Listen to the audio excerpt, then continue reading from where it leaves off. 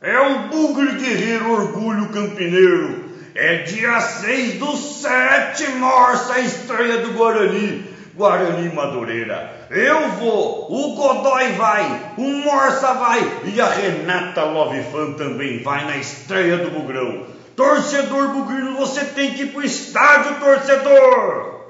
É o seguinte, entende? A minha maior frustração foi não ter jogado com a camisa do Bugrão, entende? Eu fiz até uma musiquinha pro torcedor ir pro campo. ABC, ABC, vamos pro campo para ver o Bugrão vencer. É isso aí, gente.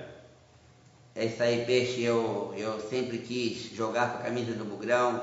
Eu quis marcar o milésimo também, mas não deu. Tacaram areia no meu chope, não deu para eu jogar no Bugre, mas eu vou lá, vou prestigiar o Bugrão nessa estreia, valeu?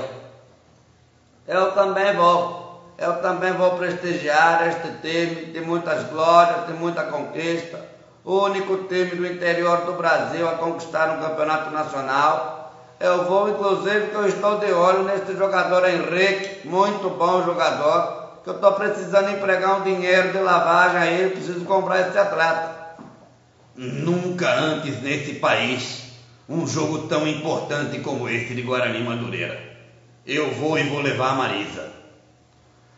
Eu também vou para dar sorte para o Bugre e para tirar tudo quanto for siquicira, mal olhado, olho gordo e tudo quanto for coisa que colocarem para não dar certo. O Bugre vai ganhar e vai ser campeão da Série C. Shalom! Eu quero convidar a toda a comunidade judaica para assistir ao Guarani.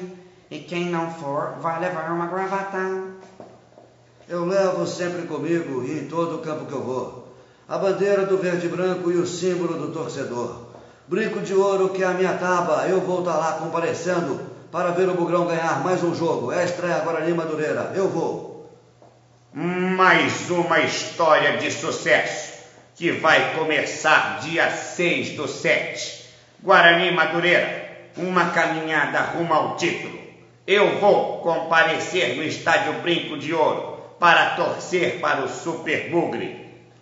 Isto é fantástico. Eu também vou torcer para o Guarani. E Guarani, vamos subir, Bugre.